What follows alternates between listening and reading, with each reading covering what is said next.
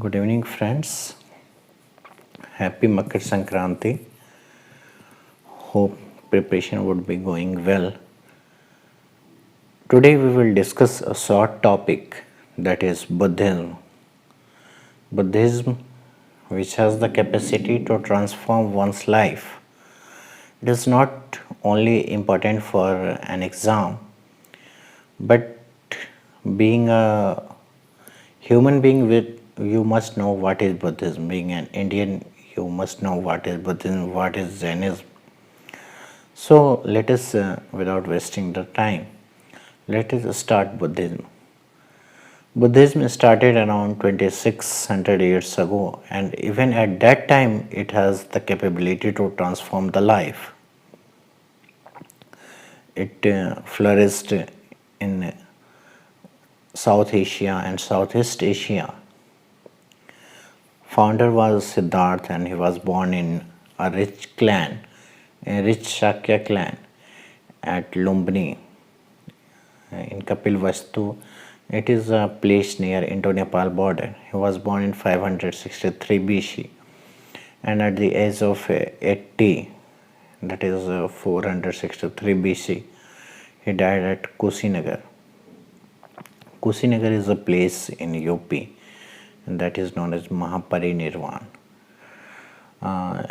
Buddha was born in 463 BC, and at the age of 29 he left his palace and went and adopted asceticism, and after 45 days of meditation under people tree, he got enlightenment near Bodh Gaya, means at Bodh Gaya. Bodh Gaya is a place outskirt of Gaya in Bihar. He gave his first sermon at Sarnath, and that is known as turning of wheels, that is Dharmachakra Parivartan. And he died in 483 BC. 483 BC means 83 years. 563 born, 483 death, means 80 years. It is known as Mahaparinirvan. Now we will discuss the teachings of Buddhism. Buddha told his followers to follow the strict abstinence and asceticism. He stressed on the individualistic feature of Buddhism, that is, everyone is responsible for his own happiness, and he told that it can be achieved through eightfold path. He stressed this Four Noble Truth and Eightfold Path. The Four Noble Truths are suffering is the essence of life. Every suffering has a cause. The suffering can be extinguished, and it can be achieved through Eightfold Path. Now we will see what are these Eightfold Path. That is right vision, right intention, right speech, right action, right mindfulness, right livelihood, right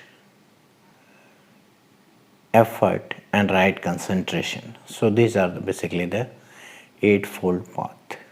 Even Buddha told about this Panchsheel. What are the 5 things that one person must not do?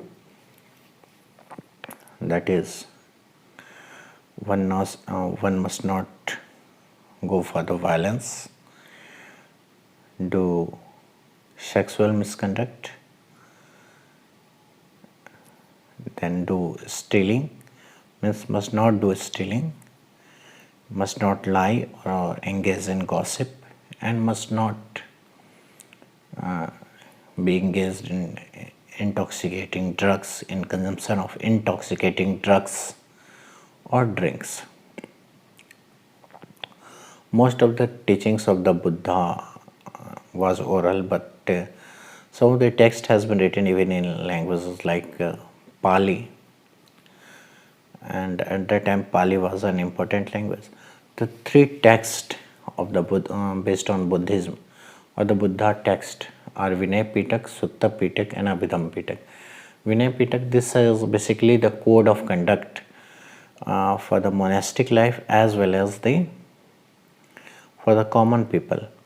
The Sutta Pitak, these are the teachings or preachings of Buddha, and Abhidham Pitak, this is the analysis of the teachings of Buddha. Then even in Buddhism there were many sections. We will discuss one by one. The first one, Mahayana. Mahayana, they did not believe in the idol worship, and in English it is known as the greater wheel. Then Heenyan, that is in English known as lesser wheel. They did not believe in idol worship. Mahayana, they believed in idol worship. Then Thar Veda, it is considered to be the ancient Buddhism, and it was prevalent in Sri Lanka. Then Vajrayana, it is also known as Tantric Buddhism. Then Jain, it was Jain. It was prevalent during the Tang dynasty, and it is related to the Chang school of Buddhism in China. This Buddhism spread to the different parts of the world through monks and upasaks. So they travel from one part to the other part, and they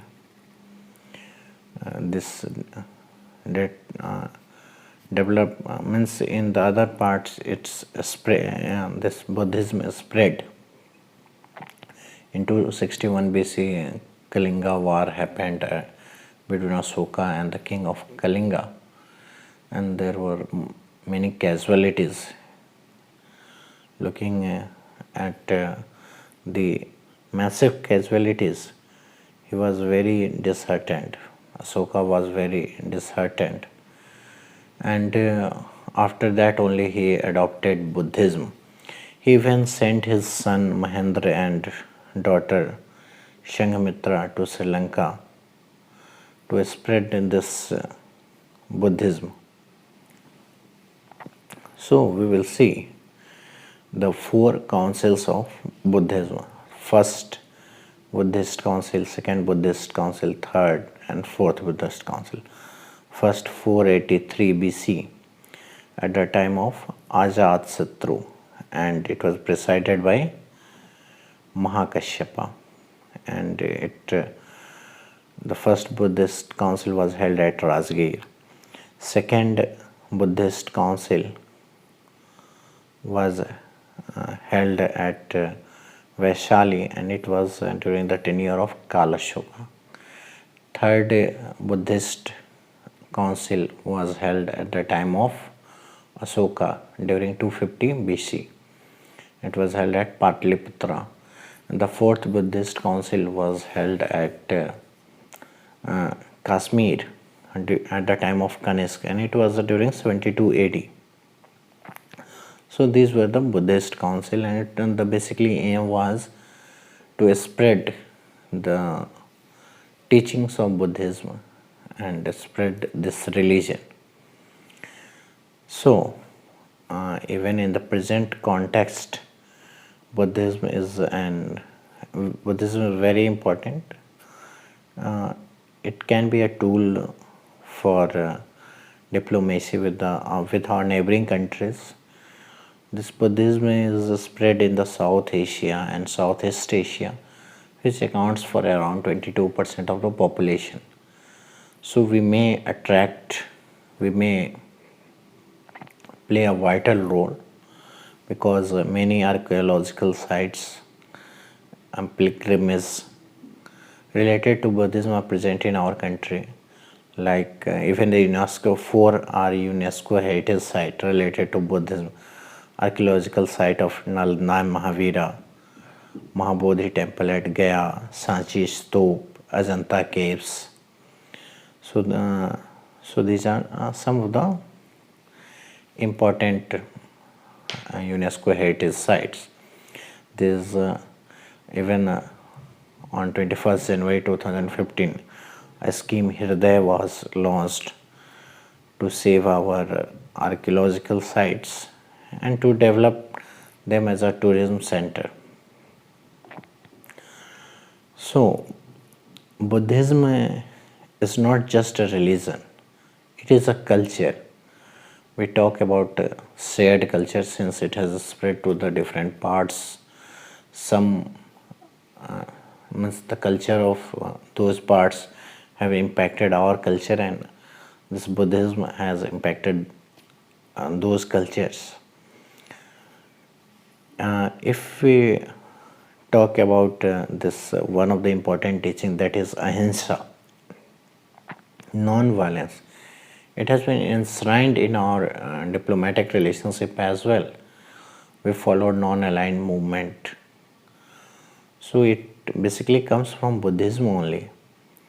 Then the concept of residential, what are the contributions? If we talk about the contribution, then the residential colleges were present at that time, that is Taxila, Nalanda, Vikramshila. So the concept came from there only. Then it helped in the spread of the local languages, Pali languages, to the other parts of the world. Even when today the world is at war, we see हमें बुद्ध चाहिए, युद्ध नहीं, means हमें शांति चाहिए. We are the lovers of the peace, and we can bring a big change in the thinking of the world, how the world live. So these are some of the things related to Buddhism. We try to cover as short as possible and as quick as possible. There is no substitute to the textbook. One must go for the textbook, and as far as the mains is concerned, one should practice, practice and practice. And for the prelims as well, practice, practice and practice. As far as interview is concerned, it is a complete personality test. How you think, what you think.